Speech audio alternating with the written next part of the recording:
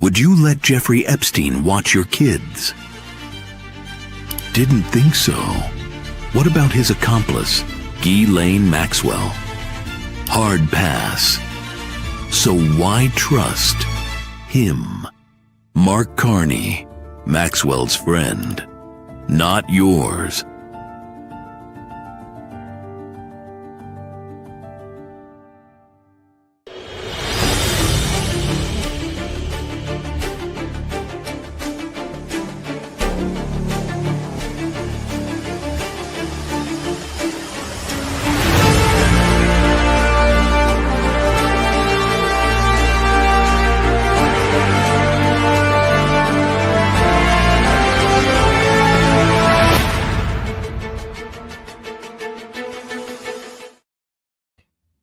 Good day. Welcome to the Cory Morgan Show, take two.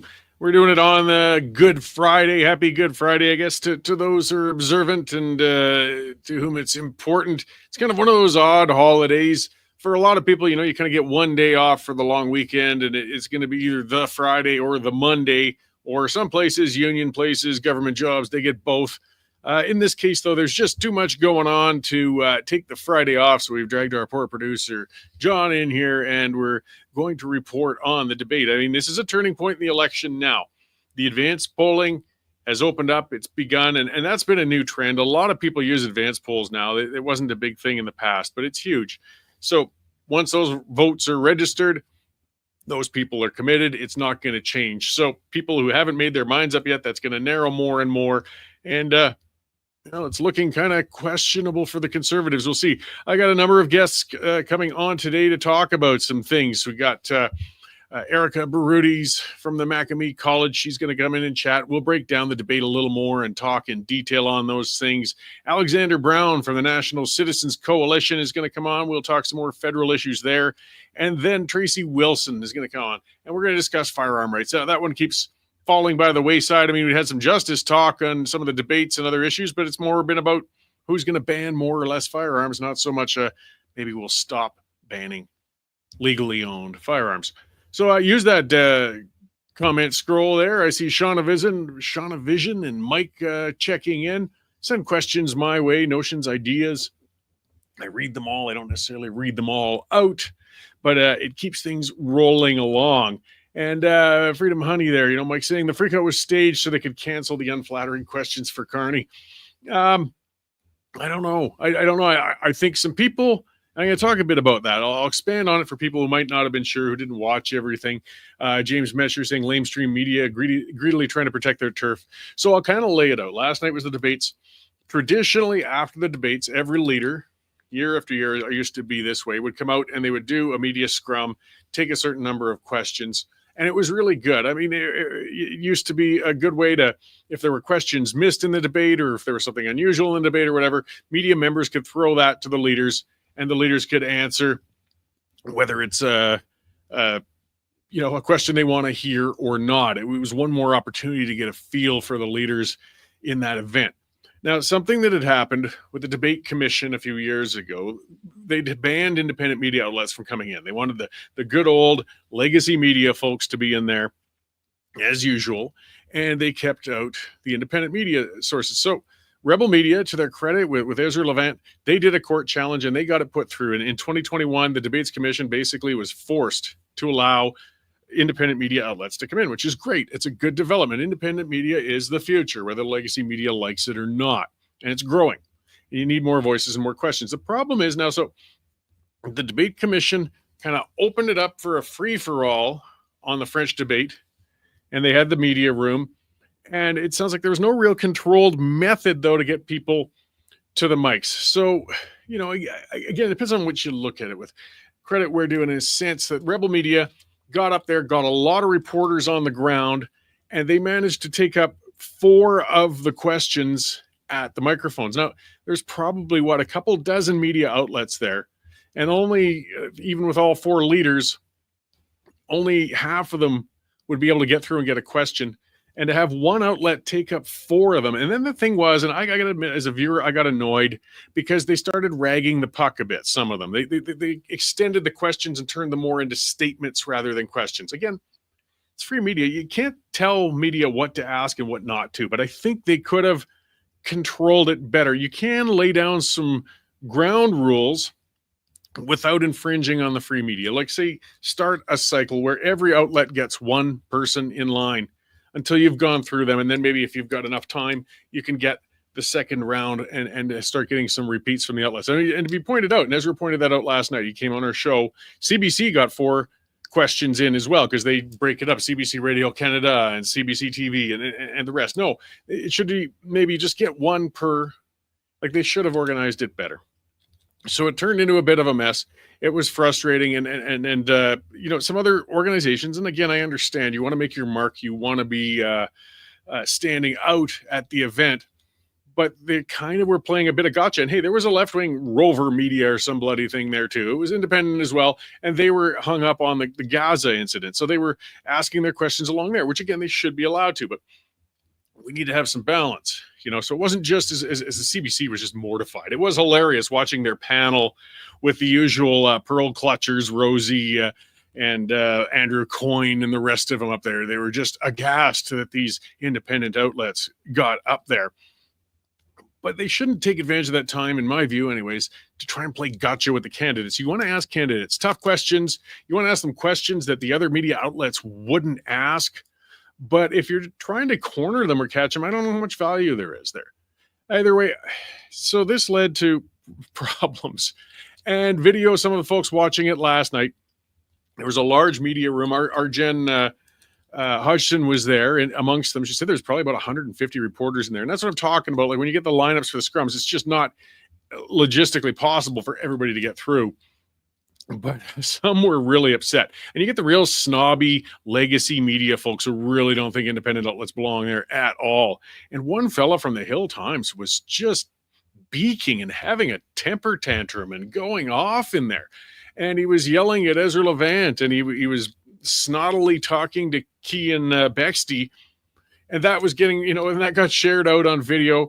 And it turned into just a gong show in the media room among media members. It's funny. You get in a debate, usually the moderator has to manage the candidates. In this case, it sounds like it was the media members who went out of control, particularly, again, the one having his temper tantrum. It was kind of pathetic watching him whining and yelling at Ezra.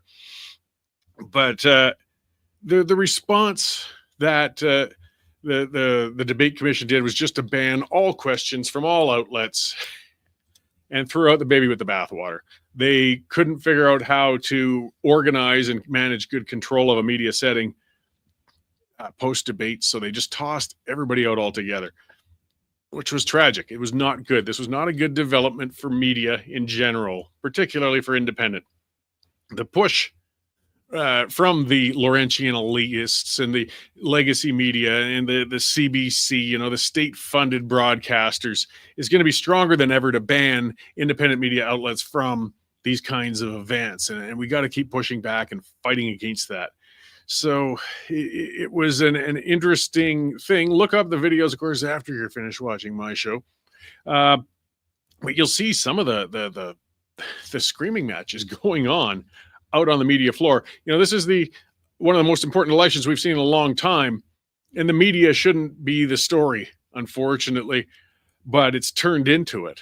And what we're kind of seeing too, again, is the last gasps of some legacy media. They feel victimized. They feel entitled. They feel they're the only ones who should be there, who should have that right to sit in those chairs and question the leaders. And they don't. And they're coming towards their end. But go out with dignity, guys. Or improve your game, do better instead of screaming at the up and comers. It's not going to help.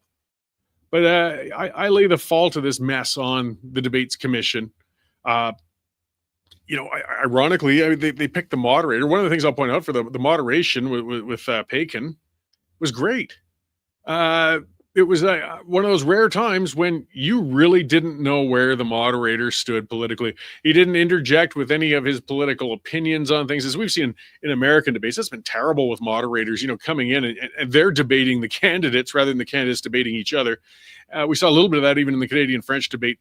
Paikin kept his views to himself and seemed balanced throughout the whole thing. I guess some of the questions about, I see Wildrose pointing out, a commenter, if there was a winner last night, she's saying it would be Pierre Poilievre. Maybe. I could say it's possible. I mean, these kind of debates, usually you'll get every party is going to say that their candidate won when they came out of it. I think perhaps Poilievre did better than all the rest, but was it a blowout knockdown? Did it move the needle for him? Was it a large enough win? And I don't think so.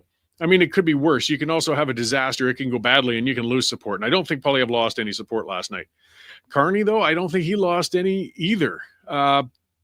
He kind of held his ground. I didn't like how he treated things. One of the things that was pointed out, if you watch the debate, Carney wouldn't look at anybody. He would just look at the camera. In most debates, candidates will turn, address their questions to each other and debate with each other, and you watch it. Not Carney.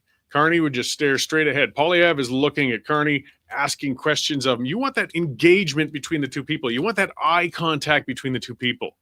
And I think this was a tactic just to keep Carney from being rattled. It's easier to stare at a camera, as I'm doing right now, and say your thing without having to see somebody actually looking back at you. You don't have that feeling of an engagement with another person necessarily. I mean, there is one. I've seen the commenters here, but it's not the same as being in a room face to face. And Carney wanted to avoid that. They knew that there was going to be a gang up on Carney in this debate. That's just the nature of these things. That's when you're the front runner. That's when you're the incumbent. And I think they told him just to keep himself from getting in trouble, just stare ahead.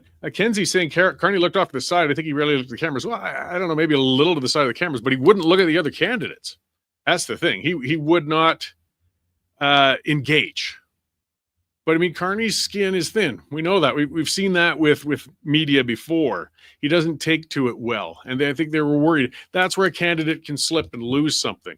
And they were worried about that. So they, make sure coach him. There's always a lot of coaching before these debates.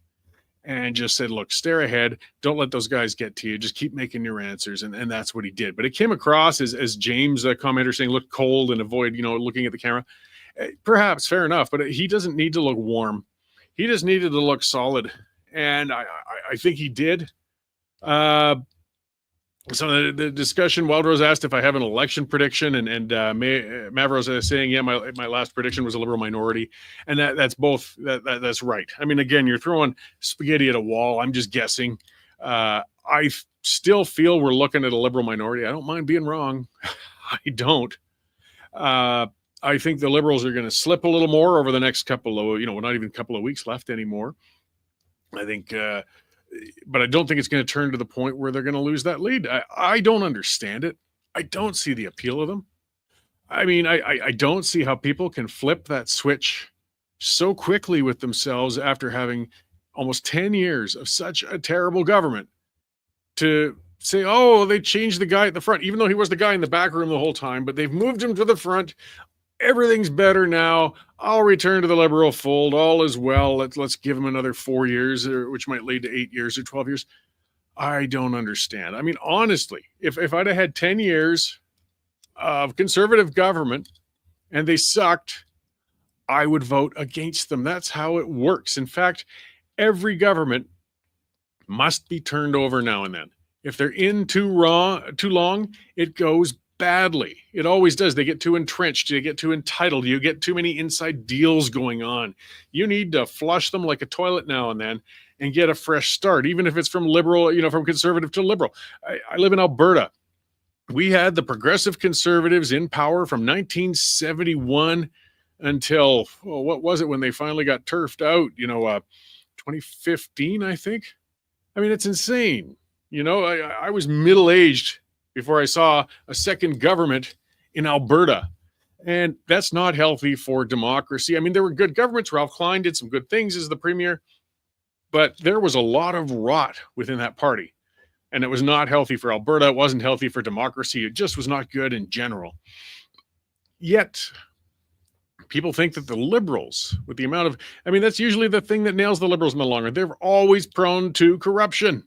The Gomery inquiry with Chrétien and now, with the endless scandals with Trudeau, but there's something with Laurentian Canada. They'll just set it aside. They'll let it go. Give him another 5 years, 4 years. I don't understand it, but that's where we're sitting. Let's see, Mavro saying, what hasn't seemed to happen is a release of a scandal, like with Trudeau with the blackface. I wonder if there's going to be a last minute revelation to come against Carney. It's interesting because if you're a party and you're sitting on something that could very potentially be devastating for your opponent, usually you're going to drop it just before voting time. And there hasn't been anything of the sort coming out, which is making me think there isn't anything, which is a good thing. I know a scandal can turn the pages and things, but I'm glad there's no, bomb and, old murder conviction of one of the candidates or something like that that's going to pop out of the woodworks. But if you were going to do it, as I said, the advanced polls open today.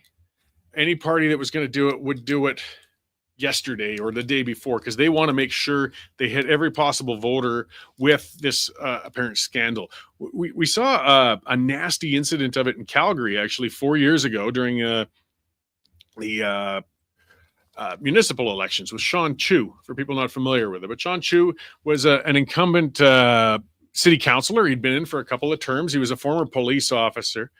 And somebody had brought up some disciplinary things where it looks like Sean had done something pretty stupid, and it wasn't illegal. But while he was an officer, he had, relations with a girl who turned out to be underage, like not, child, but yeah, under 18. And, he went through the disciplinary hearings and the rest and got cleared. But that was from back in the 90s. Yet somehow it all kind of came back into the news scroll just a few days before the election vote. And the funny thing was, the people who sat, because they sat on that bomb and tried to release it to do the maximum amount of damage to him. If they'd have done it a week earlier to catch the advance polls, they probably would have wiped him out. But instead, they waited all the way right until the general election day. And it wasn't enough. It knocked him down. He just barely won it. But they kind of, their bomb didn't quite work the way they hoped it would. So we'll see. I don't think there's going to be anything like that coming out now. So let's bring Erica Barudis in and talk more on things. Hey, welcome back. Long time no see. Yeah, it's just been a couple hours. And for those not familiar or didn't see Erica last night, she's a director of applied policy and politics. What do we got here? Politics and public affairs at Macamee College. I was going to say, I crapped on Derek last night for not knowing, and I gave you and Nigel credit, and then you just screwed it up. It's I didn't fully screw it up. Politics and public affairs at Macamee College. Okay. I got it right before, and because of that, it got me all self-conscious about it today. So, yes, what an interesting night. I've been mostly talking about the media aspect, which shouldn't really dominate what happened in a debate. Maybe I'll turn the page a little back to the debate and just get you to kick things off with a summary. What did you take away from last night? You know what? I think all of the candidates, or at least the two front runners, both played it pretty safe. If we look at polling today, there's lots of individuals that say Pierre performed better, but Carney's still more likable. So I think that both camps are probably happy with how they performed. Overall, I don't think that there was a clear winner, except maybe the moderator, because I thought he did a really good job, which I'm usually very critical of, and that there is some bias, especially when done by the CBC or Rosie Barton is asking questions. But I thought he did a great job. I don't know who he's voting for. He kept everyone accountable. I would say that the NDP, I don't know if I'm allowed to say shit the bed, but I'm going to. Yeah, well, this is my Friday show. This one doesn't go to the cable channels. Yeah, perfect. So, I mean, you don't have to go to the ones that'll make people's ears bleed. But yeah, we can say the odd swear today. Okay, perfect. So I think that it was really disappointing to see. I know that Jagmeet can do better. It almost looked like he was saying, farewell, I bid you adieu. I don't think I'm going to win my seat. So I'm just going to be rude, interrupt people. I'm not going to follow the process. And he just looked like very amateur hour. Now, my favorite highlight was actually Francois Blanchette, who I think did the best job for the Conservatives. And I don't think Pierre this was not his role last night, was to really pressure the Liberals, especially with how they're actually going to support Quebec. And in this case, hopefully what that translates into is some of those seats that are Liberal dominated with the Bloc behind, that the Bloc can pick up some of those seats, which is pretty important for the Conservatives and the Bloc in this case. So overall, it was actually a pretty boring debate. There wasn't really any zingers. I think that they all did their job with the exception of the NDP leader. And that's, as I think we talked last night, there's such a small number of undecideds. We're at 6 to 7%. That I don't really know how much this is going to sway voters one way or the other, but I do want to give props that like Pierre Poilievre needed to look like prime minister, and he did that last night. Yeah, and I think perhaps people who were leaning conservative made up their mind to stick conservative, but from a conservative-minded point of view, likewise, the people who might have been mushy Liberal supporters, they were probably impressed by Carney. I mean, he came across solid, and for those of us hoping or expecting or thinking that we might see some movement in the polls or something after this, I don't think the debate's going to be the factor that's going to make it happen if it does. Yeah, and you know what? I think that the Conservative campaign has been focusing on, Carney's kind of Jekyll and Hyde. He says one thing, he does a different. He's not taking accountability for the Liberal record. He is not getting hit by mainstream media on, his lack of disclosure of his investments. He's not getting hit for the Brookfield thing. I don't know what it is about Liberals and being like Teflon, but it seems to not be phasing him. He didn't let it phase him either. All the questions, a lot were directed at him, obviously from both the Conservatives and the Bloc, and sometimes the NDP, although they were kind of spray and praying who they were going after on whichever issue. There's lots of media training feedback I could give Mr. Singh right now, but I don't care how he does, except hopefully he just takes a few vote splits on the left for us. I think overall, again, they all tried to get immigration talk in there, even though that was on the French debate. I think if you wanted to look at the difference of who can best represent all of Canada, the French debate, I really think showed Carney's lack of French and his lack of ability to really truly speak to that demographic, which I think he's taking for granted right now. So, I mean, if somebody was going to play kind of the cold strategic look at the game and everything, you would almost hope, okay, Poilievre held his ground, but you'd almost hope that Singh would shine or, Blanchette, because that at least, I mean, you don't want to rely on the actions of others for your win, but still strategy's real. If the Bloc takes a bigger bite out of Quebec, if Singh could hold on some of his lower mainland seats, the electoral picture could look better for the Conservatives, if only for a minority government. But Blanchette was solid, but Singh, if anything, lost ground. I mean, if there was a loser in last night, I think it solidly lands on him. Absolutely. And I think ultimately you're right. Like that does impact the Conservative vote. This is a two horse race. And we needed those two to perform to help with close that gap that we're seeing in some of the polls.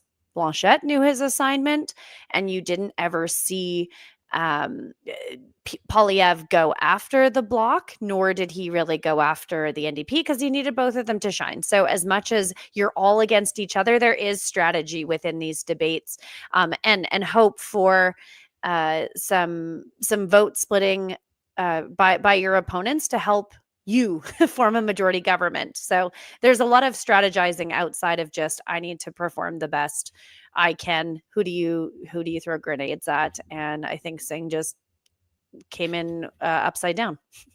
Yeah, no, he dropped the grenade at his own feet. And I mean, as some of a sports fan, at least when it comes to football, my team, it just seems to love to get to the playoffs almost, but then it's going to rely on a weird combination. Okay, if that team loses this and this team ties that and everything else, we can still squeak in. But if you played a better game before you got to that point, you wouldn't have to rely on the others to win.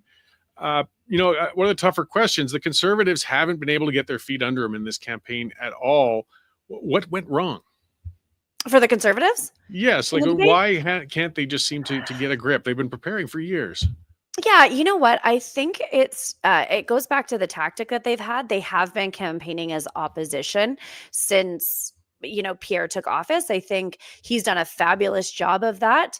I think the challenging part isn't really what the Conservative campaign has done, because I know there's been some criticisms of having to pivot to talk about the tariffs. I mean, both individuals have very similar plans. I think it was knowing your opponent. And in this case, unfortunately, Carney has done a decent job of veering away from being accountable for the 9-year horrific government and the Liberal Party record. And looking back, if I could go back in time, I think that the campaign, the Conservatives should have been going after the Liberal government, not Trudeau, even though he was hated, because now we're in a position where the average voter is not looking at Carney Liberals and Trudeau's Liberals is the same. So there's always things you would do in hindsight. I think that from the tactics of why they were coming up behind is that some of their messaging, I think, isn't maybe resonating with that Ontario centric voter that I don't care about, but the electoral system that we have in Canada does. And I think that's where Pierre took maybe some of that for granted going into this writ period. So the pencils are hitting the paper now. I mean, they're really down to the crush. What can the Conservatives do in this next 9-10 days to try and take this back? Yeah, I think the focus is just talking to those undecideds, talking to mushy middle voters that just need to really focus on where the Conservatives will be strong. And that is cost of living, affordability, and the economy. So again, I think that at the start of this writ period, we were all hyper-focused on tariffs. If we look at the polls, it was a significant gap between tariffs and Trump. With the economy, we have seen that close because we're seeing the effects of the tariffs. It's not a hypothetical, it's a reality now. And I think regardless of who becomes government, that tactic against Trump and the tariffs will be pretty similar for both leaders. So the Conservatives need to talk about what the Conservatives do best, which is putting money back in the pockets of Canadians. And again, differentiating, I think, what will help maybe all of Canada, maybe not Quebec as strongly because of what Blanchette said last night, but is getting our natural resources to market and differentiating that C-69 does mean something, and that Carney isn't going to remove that. He has been asked and he won't. So what does that really mean? But they just got to focus on the economy and their bread and butter, because I don't think people are paying attention to the minor details of how they might differently approach the tariffs. Yeah, and in one area I could see that Poilievre really tried to make an issue, and he did a good job on, was justice. I think it's difficult to defend somebody who's saying, look, we want to take these multiple murderers, these very dangerous people, and put them away for life. Mm-hmm. People have seen too many cases of very dangerous people being released, or just terribly twisted murderers, but putting families of victims through misery as they got to face a parole hearing every couple of years. And when the Liberals defend against that, it's a good spot to twist a knife a little, but I don't know if it'll be a vote changer. I agree. Like, for gun owner myself, and when we're talking about the buyback, I thought that was one of the weakest moments of Carney, when he really didn't lean into the Liberal buyback strategy. He said there's some corrections he'd need to make them, but he doesn't have any real plan.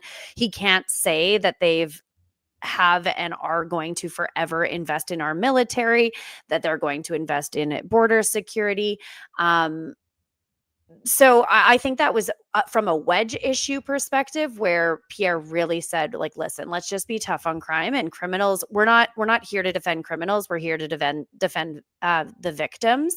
And I thought that was maybe some of his stronger messaging, but that is not a ballot box question.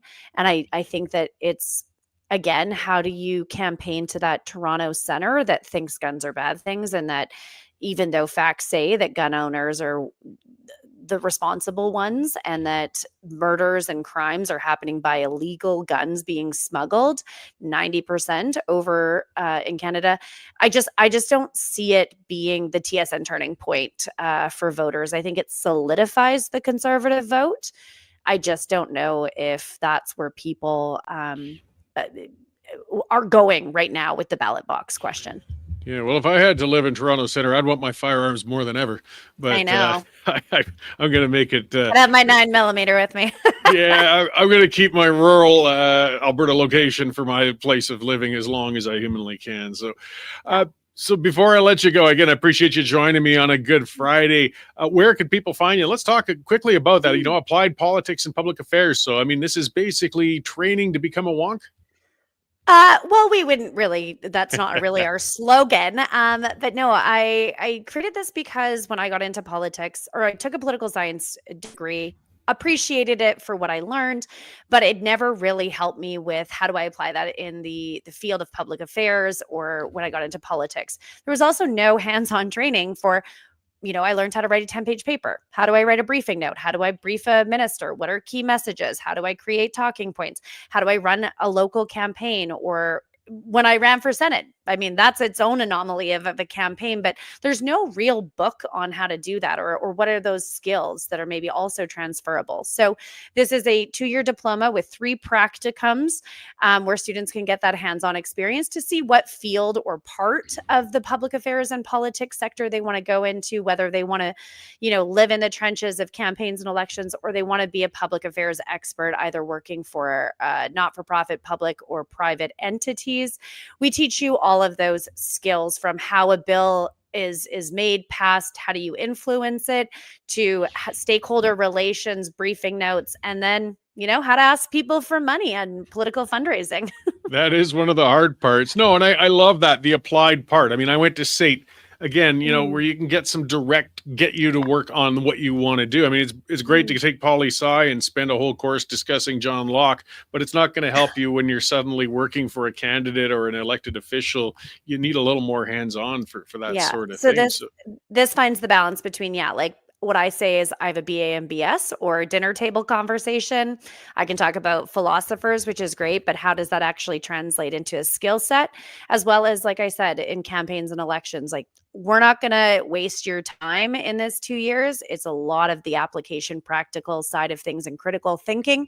And so, we are based in a good Alberta college in Edmonton and Calgary, but this is an online program because we know that this is a national opportunity that people can learn for many, many sectors that they're in. And like I said, it's if people want to learn more, go to macamycollege.com and check out our program, Applied Politics. We have another pilot, but we officially launch in September. And like I said, it'll be evenings for those that work full time, and also online, so that, you don't have to leave Brooks or Lacombe or Lacrete or anywhere in this country to be able to get that education. Right on. Well, thanks for laying all that out, and thanks for joining us today. I hope we get to see you on election night. We'll have the ongoing panels and stuff going on. And I think I'll be taking the QE2 down to hang out with you, gents. It looked like you had fun last night, all sitting there. So I want to be a part of the party. Well, and from our past traditions, it usually seems that Derek dumps the later part of the election on me, and all the beer and pizza goes on behind me. So it can be a fun time for some people. Okay, so how do I get on Team Derek for that? You apply once you get here. Okay, perfect. All right. Thanks, Erica. We'll talk again soon. Okay, see ya. Great. So again, Erica Barudis, and yes, the Director of Applied Politics and Public Affairs at Macamie College. There, we got it right. Okay, let's get to a couple of the commenters. We got a little bit to chat before the next guest there. Stan Bifford saying, talking to lots of Easterners, and the reason stuff isn't sticking to the Liberals is most of them really don't like Pierre. Most of you don't want to hear this, but Pierre's support for the convoy is really working against him with most Canadians. It played well out west, but that's not where he needs support. I think there's something to it. We've got a hard time. We've got a degree of personal bias. I certainly do, and that's why I find myself mystified. I like Pierre. I always kind of have. But that's me. I mean, the reality is he has to appeal to more people, and he's having a hard time appealing to people out east, and you need those votes too. So what does he got to do? I don't know. They've got to sort that out. The convoy support, it depends. People have tired over it, but there's a lot of negative imagery with it. It's unfortunate he's still wearing it. I think a factor that hit, though, I mean, again, and I've seen some of the commenters talking along that, The Trump factor. Nobody bloody saw it coming. I mean, we saw Trump coming. He always campaigned on tariffs. That wasn't new to him. But just to come on like a freight train like he did, to come on as abrasively as, that America 51 thing. I've talked about that on the shows before. I mean, I'm a guy who wrote a book on Western sovereignty. I'm not a person who's got this loyalist, jingoistic love for the Federation being united. But at the same time, I don't want an outsider poking around on my affairs in here. That ends up making people circle the wagons. And when things, ironically, even though, during the convoy, people were called extreme for waving the Canadian flag, and now the Liberals, and they did it very effectively. They pivoted fast. They latched onto that. They said, we're Team Canada. We're holding it together. We're going to be united. And it makes us want to rip our hair out. Like, what do you mean? You guys were the ones telling us for years that we're genocidal assholes and we should look at our shoes whenever, somebody talks to us because we're a terrible nation. But they pulled it off. And we can get upset about it or we can accept it, but then just try and figure out how the heck to deal with it. And that's a tougher question. I guess I'd be working as a political strategist if I knew how to change the Conservatives' direction. And things can still happen. I mean, the last couple of weeks of a campaign are critical. Charmaine Kirk saying, Pierre is a master at debating. Oh, you must admit, Blanchette scored some zingers. And there's no doubt about it. You see that out of so many people, whether it's left or right. Whether you like it or not, Blanchette, he's a bit arrogant, but he's personable. And I think part of the reason, some of it is, well, he's very experienced. He's comfortable up there. He's been in that circumstance a number of times. And his mission is so much more simple than the other politicians. And he makes no bones about it. I don't even know if it's his personality that people like so much out of him, but the fact that he's as transparent as it gets. You don't have to wonder where Blanchette's coming from. He's there for Quebec. He's not even insulting the rest of the nation. He's just saying, I don't care about the rest of the nation. I care about Quebec. And every policy that comes up, he looks at it from the frame of how does it benefit Quebec? And that might be maddening to a lot of people, but it's honest. And, maybe it's time some other politicians learn from him. But being in that comfortable position and knowing his mission, it allowed him to be a little more personable, take some jabs, have some laughs during the campaign. It was important for him last night. He wanted to make up some ground. He certainly is taking a beating in Quebec more than he expected to out of this whole thing. But he's just in a better position to go into those things. Let's see now. What else have we got? Back and forth on whether or not Poilievre supported the convoy. Look, he was supportive of the people in it. He was. He never came out and said you should block the streets or any of those things. It was a tough balance for him. I mean, most of the people out there were of a conservative leaning. And, what do you do? It's this unfortunate game of gotcha, and it works, and it's painful, and the Liberals are masters at playing it. And we saw that, and there's no doubt there was some staging. I mean, there were enough odd people at the convoy. You didn't need to stage it further, but if you wanted to make them look extreme, they planted people there. And I just remember aspects of that, like one knob where, walking around with a Confederate flag and whatnot. And he was fully masked, of course. You got to remember the convoy protesters, the real ones, they were anti-mask people at that time. The last thing they were going to want to do, they were making a point of walking around crowds without masks. But this ass clown's walking around with a full mask. You couldn't recognize him. You couldn't see him. He walked into the crowd. The crowd got upset with him and basically pushed him out of there. Said, get out of here. You don't represent us. Take that garbage somewhere else.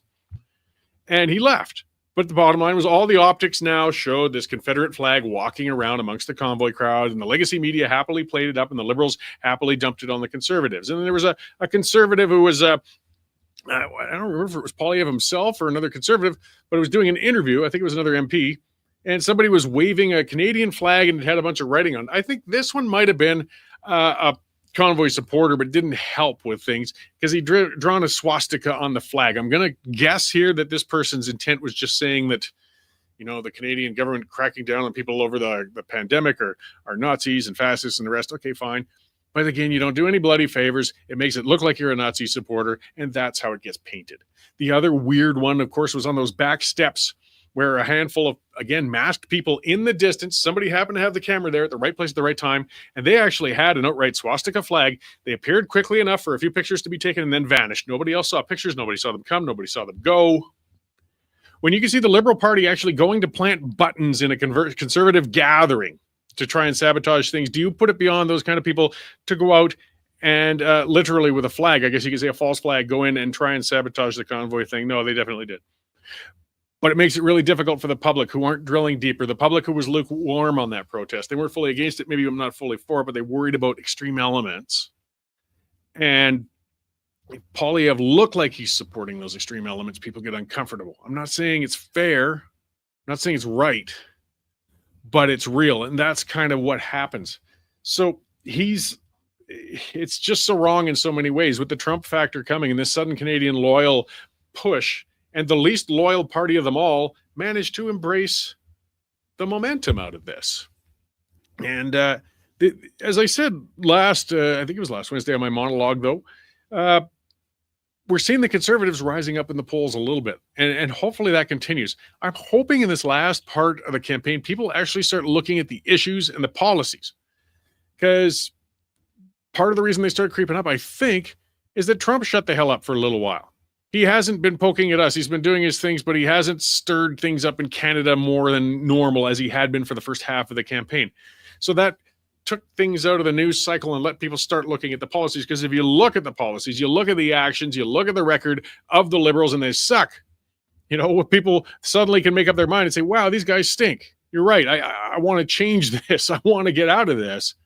But we hadn't had a chance to get a breather and have people look at things a little more closely. Part of what we have difficulty with is people, the ones watching this show, these are engaged political people. The people who watch political shows are ones that want to see things closely.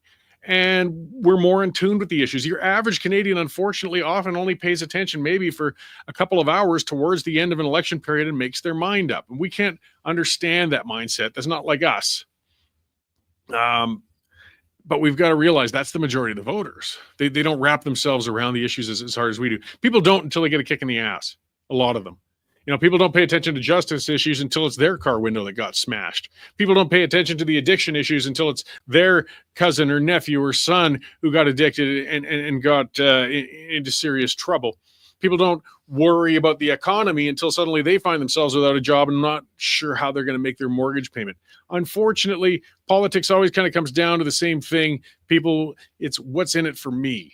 And the majority of the people, if they're comfortable and they're doing okay, they're not going to closely pay attention. So we hope that they will. Vamp Fashion saying, no, Cory, people only need to look at, we need change, not 4 more years. We agree on that, but not enough of the electorate perhaps does. Hopefully in this next 9-10 days, that's it. It's seemed to have taken a long time and seemed to have gone quickly at the same time. But to try and change the trajectory, well, momentum's everything. The polls started showing a little more movement on the Conservatives, and that could change between now and then. I mean, a lot of people were predicting that Trump was going to lose that last election, and he certainly won it quite comfortably when push came to shove in the end. So, nothing's a done deal. That's for sure. Okay, let's get to my guest. I've been blathering at you long enough. It's Alexander Brown of the National Citizens Coalition, and we'll break some more stuff down in federal politics. Hey, Alex, how you doing? Hey, Cory. First time, long time. Thanks for having me. Yeah, no, I appreciate it. Yeah, it's great to have you on. The National Citizens Coalition, I mean, that's a well-established, storied group. Again, I mean, the original alumnus, you got Stephen Harper came out of there, and you've been in an effective group for a long time, speaking to federal issues. Maybe just kind of describe what you guys are up to. Yeah, I stand on the shoulders of giants. I follow behind some really impressive folk, most certainly the Right Honorable. It was founded by my grandfather back in the 1960s. And wow. Even as a nonprofit third party, and no one's in the nonprofit game for the money, I guess I'd be a Nepo baby, so to speak. But no, sort of Canada's oldest conservative third party advertiser. And so you do all kinds of conservative advocacy between the elections. You hold conservatives to account when they're not being conservative. Example, Doug Ford, every single day since he was first elected 3 elections ago. But everything from digital ads reaching millions of people to radio in battleground Ontario right now to being lucky enough to do some work here with the Western Standard. And we gosh, the name of the game, especially with the third parties, the real value is turning out the missing middle, engaging people on both the right and the left in the sense, because my message right now, the National Citizens Coalition's message, it's not explicitly vote for Pierre. And, personally, I think that the best thing for the country would be to vote for Pierre, but it's just don't vote liberal. Like if you're an NDP person who's on the fence, if you're an actual traditional left-wing voter, Mark Carney should scare you. Mark Carney is like the final boss of like the global banker elite. And I thought your value system was not down with that, was not down with tax shelters run through Bermuda bike shops, was not down with shady meetings with Beijing power brokers. And so the name of the game is taking to millions of people, as many people as possible, hitting them in their cars, hitting them on their cell phones, computers, smart TVs. Just don't vote liberal. Well, as a third party advertiser, I mean, the National Citizens Coalition has had a lot of challenges over the years. The rules kind of change. It just seems to be every government with who's allowed to advertise where, how much they can spend, what they can say. How has it been this time around? Or are you very constrained? Don't jinx me, because it's been, I've got I don't know if it's wood, it's like maybe particle board for my desk here, but I just knocked on it 3 times. Nothing, no issues yet. Normally, all of a sudden the Facebook goes down, you get censored there. Normally you get some angry letter, even though you've been following the letter of the law. It is very much deliberately set up now to make it as difficult as possible for third parties to enter in. Anyone who wants to spend more than $500, and we are certainly spending much more than that. So it is disincentivized to the utmost degree, but this time it's going okay. We have a terrific business admin named Miriam, who I want to shout out, who's been with the organization for a long time. And so she keeps the trains running on time. I just give her problems. That is my job. I go out, I make noise, I reach a lot of people. And then I send her the reports, and she has to make sense of everything. And she's done a terrific job. And so we have had no trouble yet. There's 10 days to go. And so I'm knocking on particle board right now, and let's hope for the best. But we've been able to run a really strong and efficient third-party campaign here. And I'm looking forward to the final few days of it. Well, so since I've got you, another thing mystifying us out in the West and everything, what the hell is Doug Ford? What the hell is Doug Ford? Okay, so I'm in the lower mainland of British Columbia right now. Yeah. But you're watching issues kind of across the country more than I would. What the hell is Doug Ford was so profound, Cory, that I left Ontario. I was born in Toronto. I loved Toronto. It was a great place to grow up. It was, as I imagine Calgary still is. It was street hockey games, Game 7 of the Stanley Cup Final every day after school. You could leave your door unlocked. It was absolutely terrific. It was like a Thomas Kincaid painting. It was pastoral. It has only gotten worse to the utmost degree. He has abdicated on everything from crime and chaos. He was terrible during COVID. Our businesses were shut down for 2.5 years on this constant yo-yo. He said he wouldn't go into the mandates. He went all the way into the mandates. My fiance and I eventually looked at ourselves a year ago and just said, let's get the hell out of here. And we haven't looked back. And it is such a shame to see a liberal light campaign. I put in this little walk and talk recently on my Twitter account for followers, and in the hopes of reaching the missing middle. It said that sort of Doug Ford and his government and his advisors, they remind me of this little Nintendo character named Kirby. I don't know if you remember him or if you're familiar playing like Kirby's Dream World on the original Nintendo. He's this pink, fluffy, cloud-like, adorable Japanese concoction. And his power is that he eats his enemies' power themselves. So if he eats a little guy with a sword, he gets a sword. Doug Ford, to win evidently 3 majority governments in a row, just became the Liberals. He devoured the powers, in more ways than one perhaps, of Kathleen Wynne and Dalton McGuinty. And they have just run this just insufferable liberal light campaign. And they're good people in Queen's Park, well-meaning, like just salt of the earth. And they are just constantly being pushed aside for this sort of coalition of cowardice that exists between the Premier's office and largely a strategy group by the name of Rubicon, who have run his campaigns before and have been knifing Pierre in the press instead of waiting till after the election. Yeah, I mean, often, I mean, this is nothing new, but premiers influencing federal elections, candidates usually, federally would rather the premiers just kind of shut up for a month.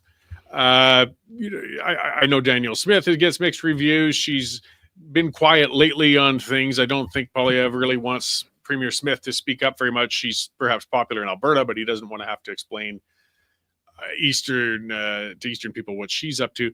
But something interesting in Ontario, there's always been that pattern that they seem to like, and is it a conscious strategic vote? If they're going to keep a progressive conservative in when there's a federal liberal government. If there's a federal conservative government, they'll stick the liberals in. It's like they enjoy to have a counterbalance going on. Is that sort of playing to some strengths on both ends right now? I think so. And that was when I'm trying to think of things that just don't get me wholly canceled here, or ways to describe them.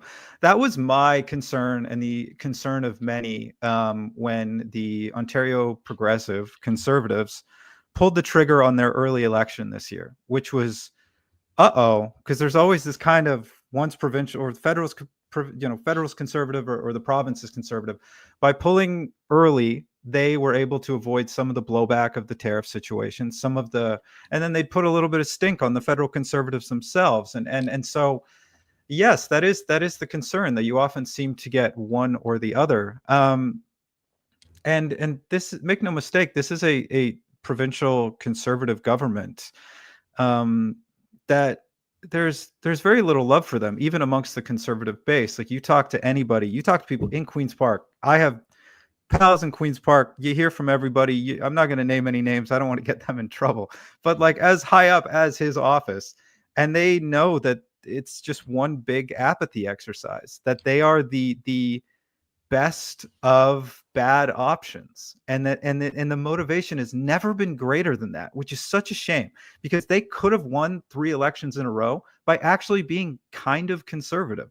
And kind of conservative in Ontario is extremely conservative. It could have worked. They could have actually, tried to shut down the hate rallies. They could have immediately cracked down on the diploma mills, which have destroyed towns in Ontario, absolutely destroyed them. And they haven't been anywhere. And so by going early, by claiming, oh, folks, we're gonna protect you from that evil guy down south, and of course there are valid criticisms of the Trump administration's approach, they've kind of just handed this flaming bag of dog poop to the federal conservatives, and then they turn around and have the gall to give them advice when they ran a liberal campaign that nobody wanted. They couldn't turn out voters, and they were facing a nothing opponent. And they turn around to an actual group of conservatives who are facing, let's be honest, a worthy adversary as like the final boss of technocratic banker elites.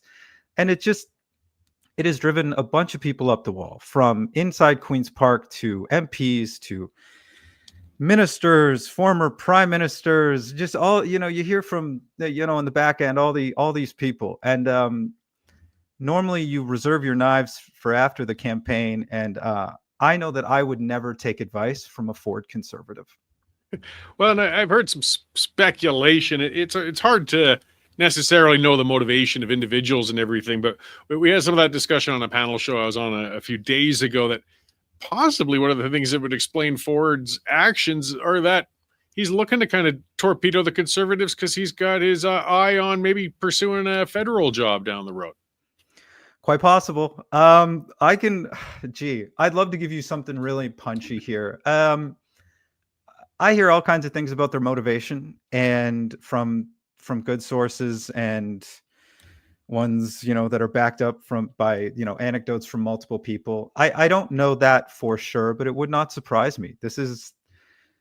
It can be. I mean, you meet some terrific people along the way, but this can be a nasty business. Like, I'm sure in some part you're thankful you're on the independent side of things. I know I'm often thankful to be a third party, that, we get to kind of pick and choose how we interface with this. We don't always have to work the blue suit cocktail circuit and stick shivs under people's ribs. Like, I wouldn't feel comfortable doing that. And so, if it comes out that that's what they have lined up, I wouldn't be remotely shocked. I have heard some rumors to suggest that. But I also know, based on what they just pulled, they've got thousands of campaigners from coast to coast who would tell them to what themselves, and it would be a very difficult proposition, not just because we all know they're not particularly conservative and they've let down Canada's supposed growth engine, which now has the economic productivity of lowly Mississippi. Oh, no, less than Mississippi. But their actions the last few weeks, these sort of tacit endorsements of Mark Carney, these little, whenever like some big story hits in the Globe and Mail on foreign interference, or the Conservatives have a great day for momentum, for some reason, Cory like slinks back onto CTV News to tell them that they're not on the quote unquote effing ballot question. They've rubbed so many people the wrong way. Really good people, like the nicest Albertans, Saskatchewans, I don't know how to say that one, from behind the scenes. That it would be a very difficult proposition for them to pull off any kind of federal run.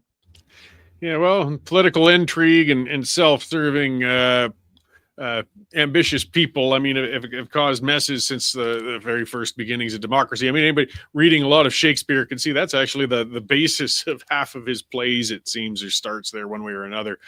It's just sad when it sees it derail good policy or good people.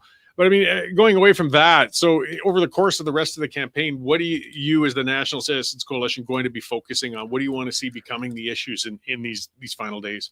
I think I'm excited to see, and I think some people are breathing a sigh of relief that we're actually returning to what this election should be about, which is change in the economy and housing and immigration and affordability. Whereas the Liberals' entire campaign, as we all know, has just been fear-mongering about Donald Trump, and that is their way of getting away from their record and pulling the wool over the eyes of gray-haired socialists who view Carney as enough of a social license to run all this damage back and to really harm the West and really harm young Canadians, while their real estate values only get better and they continue to be disconnected from the frayed connective tissue of the country.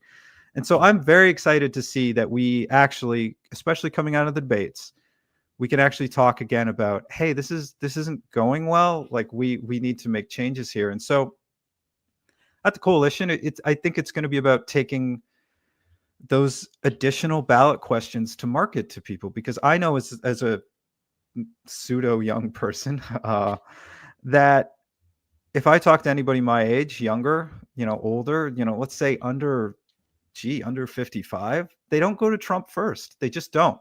And we see that in the polls, as much as the sort of Ford neocon, ruthless Shakespearean character types want you to believe. He's not the number one ballot issue. He's a 1B or he's a 2, but it's affordability. And so let's talk affordability. And only one side is actually promising to help you with that. That won't just build these miserable Khrushchevkas as part of some housing policy where we all get a little Soviet housing block to ourselves. And so it's about sort of finding and cultivating and listening to and emboldening that missing middle, those first-time voters, those young voters. I think particularly of young men and women coming out of the COVID years who were just treated like absolute crap.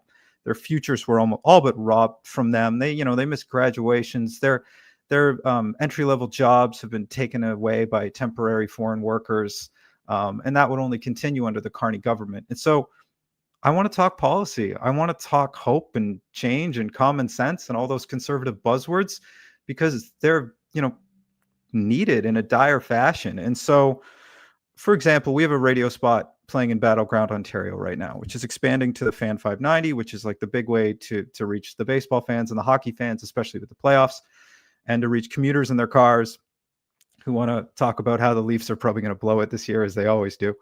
And it's telling you like, hey, wow, Canada sure has changed the last 10 years. There was a carjacking down the street.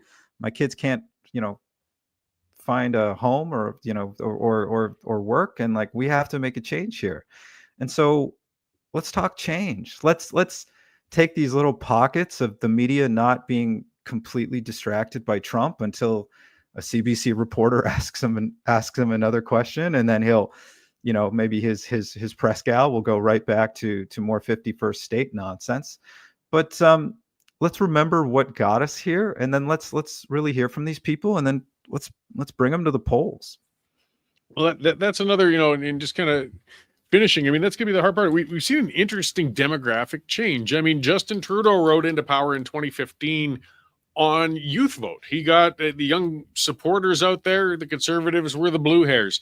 This time around, it's the younger people that are, as I was kind of saying before you came on, I mean, politics always just kind of comes down to what's in it for me. And young people are not seeing a lot in it for them right now.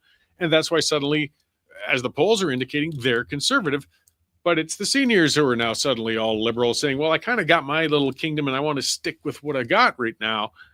Fine. But one of the downsides of youth support is turnout. They can be difficult to pull out to the polls. So are there going to be efforts just to make sure to remind them, get in there, make your mark, don't get distracted. It won't take too long. They aren't necessarily an efficient vote. No, and that's the concern, and also the game, which is impressing a level of urgency, I suppose, unlike we've seen before. I don't know if you've been on Twitter recently, and it's anecdotal, but today apparently there's huge lines at polling stations that may have something to do with Elections Canada ineptitude, and there only being like a single place to, little shelter to fill out your ballot behind. But I'm hearing of lines down the block in Midtown Liberal Toronto.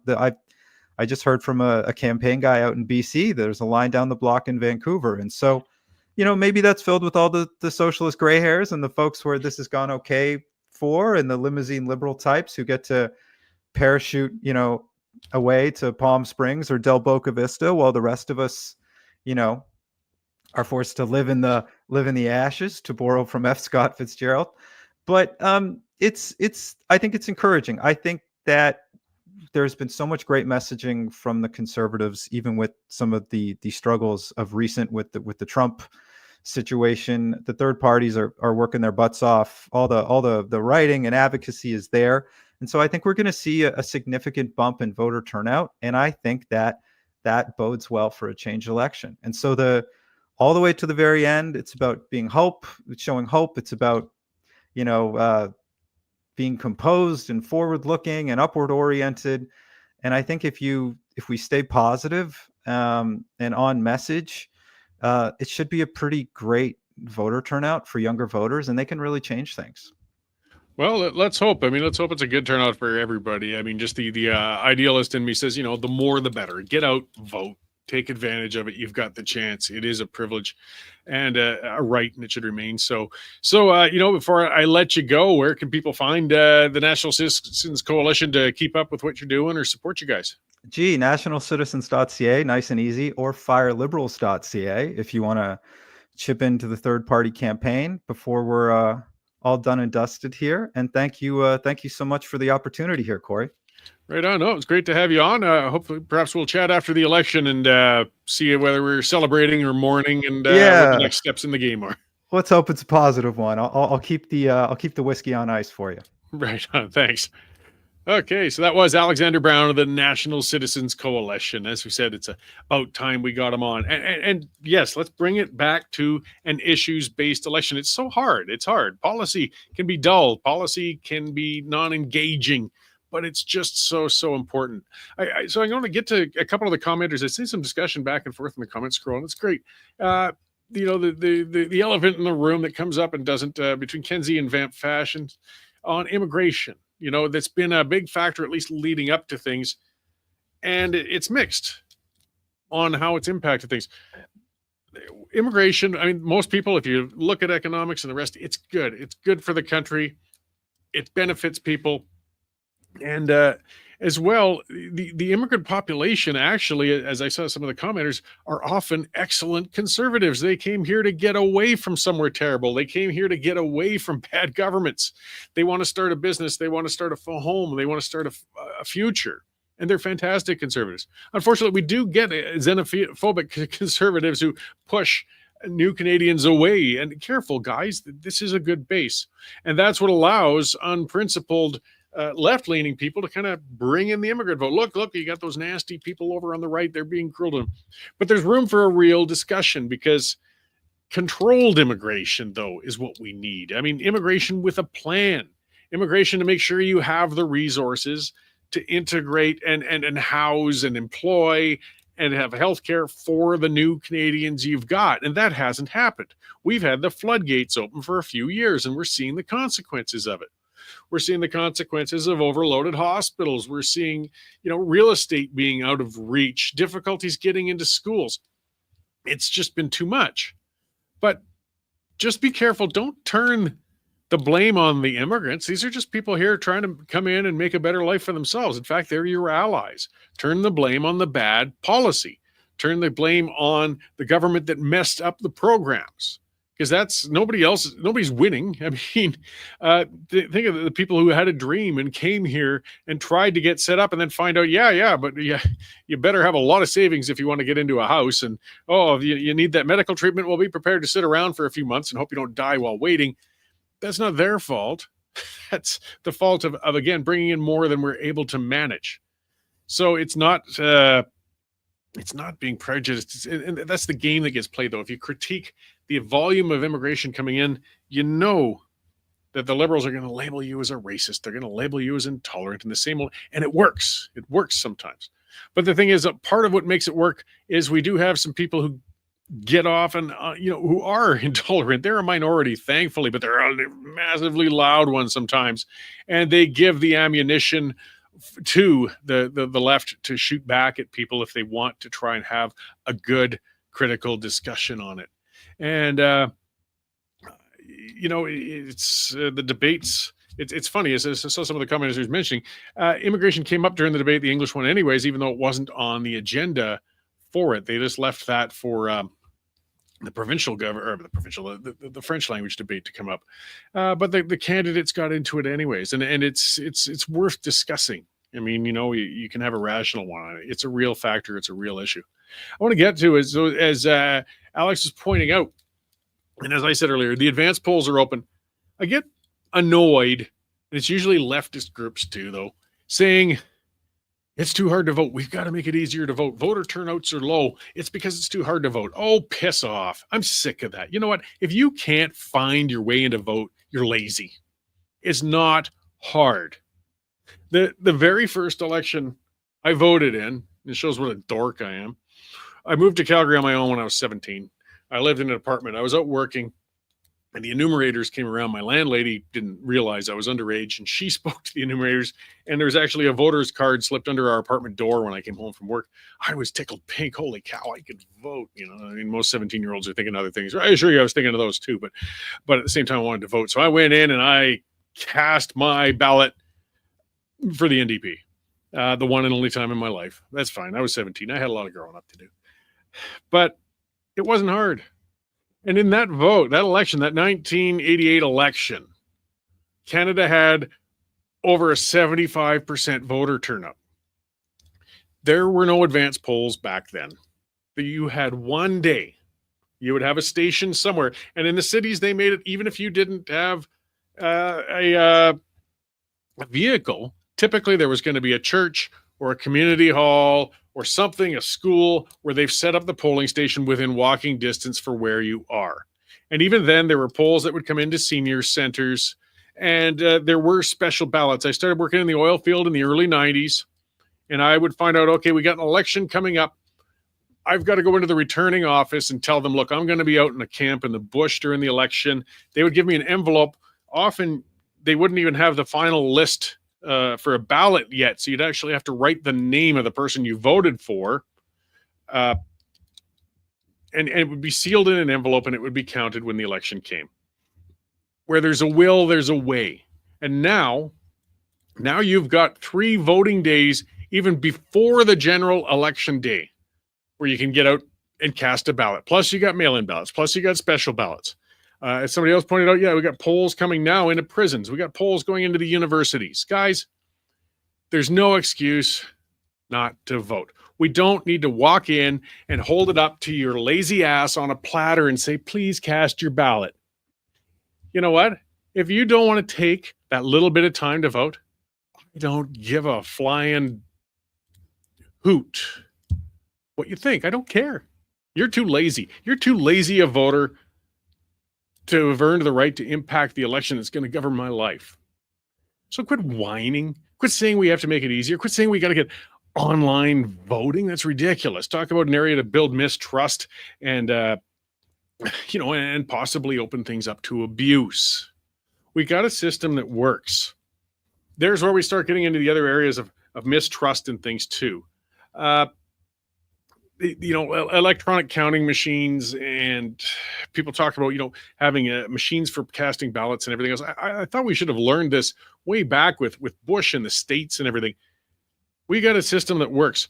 Write it on a piece of damn paper and have somebody count it, with scrutineers being able to be there and see the process from end to end. I don't think there's been corruption in the polls in Canada. I'm going to get clear on that.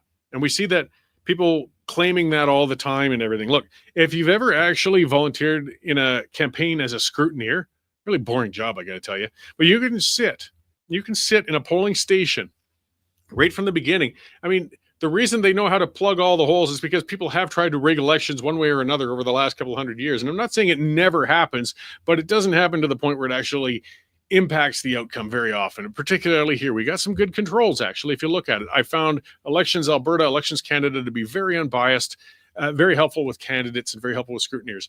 You can be there in the morning before the poll even opens up. They will show you the box, and you can look in it to make sure it's empty, so somebody hasn't stuffed ballots in before they did it. Then you can watch the sealing of the box. You can sit there all day and watch people come and go to make sure nothing funny has happened. Of course, you can't lean over their shoulder while they were casting a ballot, but you can sit in there, and then you can be present at the end of it when they seal the doors and they rip open those boxes and actually count the ballots. It's all very transparent. And if you do it that way, it's very hard to fix. And why do we got to change it? It comes down to the if it ain't broke, don't fix it. Ironically, when we get a lot of these counting machines and crap going on, I don't think there's a fix coming in, but quite often the bloody votes seem to actually take longer to come in than they used to when they were just counted and you had a returning officer sending it into a central place where the media would report on it. So just leave it alone. Leave it alone, because if you give the impression of mistrust, that's just about as bad as actually something going on. That's one of the things where people jump on Premier Smith because she said, no, we're not going to have electronic ballots going on when, there's so much mistrust. And people saying, oh, she's a conspiracy theorist and thinks that those machines are fixing. No, but it avoids just the headaches. We got something that works. Vamp Fashion saying, my dad and I were scrutineers for years. He was able to report results within a few minutes when some polls had taken hours to count to 250. Yeah, station by station, it depends on who's managing it. It depends on who's been employed in it. There's a lot of factors. But for the most part, when you're properly staffed, they can count a lot of votes fast and accurately. I'll tell one quick little story. It is getting back. It would have been 2006, maybe. I can't remember which election it was, and Harper was running it. I was working up in Inuvik up in the Arctic. And I had a fair amount of free time. I was actually processing data for the ice thicknesses, and I really only needed a few hours a day to process it at that point in the job. I got busier as it went later. So I volunteered for the local conservative candidate, a guy named Richard Jericon. He was from Yellowknife. And I just went out to put signs out and just do some minor stuff when I had free time. And I volunteered to scrutineer. So I sat in the gymnasium in Inuvik while the votes were coming in, and the people coming in to vote. And it was interesting to watch. I mean, you literally had people dressed in leather like trappers coming out of the hills to cast their ballot and then go back to where they were. Again, some people, if you want to vote, you'll find a way to do it. And they had translators because there's so many languages up there with the Inuvialuit, you got Cree, you got Dene, of course, you got English people, everything. It was very interesting. And then when I left, another scrutineer came in, another conservative, and I handed it off to him. And I sat that night in my hotel room and watch the results coming in. And I just wanted to see, we knew that the Conservatives weren't going to win in Inuvik, but I wanted to see if my efforts made even a little bit of difference, because I volunteered up there. They didn't have anybody even around to work those northern areas, because I went up to Tuk and I went to Aklavik and some of the areas to do a little bit of campaigning for them. And it's like midnight. Every other vote's been cast. Every other ballot across the country has been in. Nothing out of Inuvik. What's going on? Well, it was a couple of days later because the results came at like 6 the next morning or something. And I came across that other scrutineer and said, what the heck happened? Well, they'd hired local people. You got to understand, if you've ever been to the Arctic, local people up there are very different. And they trained them and they paid them a whole heck of a lot to work at the polls for the elections. And after 8-9 hours, they were complaining a lot, even when I'd left. Oh, I'm tired. Oh, this is boring. Oh, this sucks. I guess about an hour after I left, basically 90% of them got up and quit and went home. Welcome to the Arctic. This poor returning officer, who was a guy they'd flown out from Ottawa to try and run this, what he actually did was swore in the scrutineers, the ones working for the parties, just, can you please, we will pay you, we'll sign you up, we'll swear you in, can you help count votes? So he did that on the spot. You have to do what you got to do. And it took them until the wee hours, but they finally got their votes counted and got it out. The moral of that story, I guess, is just that, again, if you ever get a chance to go to the Arctic, just remember it's really weird and different up there from anything you've ever encountered before. And the other thing is democracy will get through. The people running it are serious. They take it seriously. They're most often very unbiased, and they will do whatever it takes to make sure a fair vote gets through. Your job, if you're supporting one party or another, is just to make sure as many people as possible get out to take advantage of it. And if people choose not to, then screw them. I don't care. You're lazy. Watch reality TV. Do whatever you're doing. Play video games. I don't care that you don't register your thoughts then. People say we got to reach out and pull them in. No, if you've got to be pulled in to take advantage of a right that so many people don't have in other countries, you don't deserve the bloody right. You're taking it for granted. People say we should make it the law like in Australia. Again, if you got to have a legal gun to your head forcing you to vote, I don't care who you support. It's not an informed thing. You should be happy to vote. You should be very regretful if things happen to the point where you just weren't able to get out. I just want to get that rant out. And like I said, I want to see as many people as possible choose to get out to vote. But if they don't want to, screw them anyways. I don't care what they think. I really don't. This election, we got a lot of other also-rans. Speaking of the mushy middle, the Canadian Future Party. They're an interesting group. They if people aren't familiar with Alberta, we've had this party called the Alberta Party. It's been around forever. It's a whole separate side story. It was basically a party built for Naheed Nenshi, and Nenshi ended up being mayor, and the party ended up being nearly dying on the vine because they never got the leader they needed, but they've always were kind of there for years. But they always campaigned, we're in the middle. We're not left. We're not right. We're in the middle, and we're mushy. And, the media loved them. The amount of coverage this little middle party would always get, it was astounding. And they never get anywhere. They get 3-4% support, but they would be covered as if they were a contender for the race every time around. The thing is, you got to stand for something, guys. If you keep staying, I understand you don't want to be on a fringe on one side or another, but if you just sit here and pretend to be mush, it doesn't work. I guess it works for Ford. Maybe they should study Ford and figure out how he's pulled that off. But for the most part, no, you've got to be somewhere. People say left and right don't matter. That's BS. They do. And people tend to have more inclinations one way or another. Again, when you get to the extremes, it's funny because when you get to the extremes, they kind of diverge and you get back to authoritarians and lunatics. Whether you're talking Stalin or Hitler, is one better or worse than the other? No, they're both monsters and they're both extremists and they both took their ideologies way off to the end. They didn't represent rational right or rational left at all. They were categories all their own.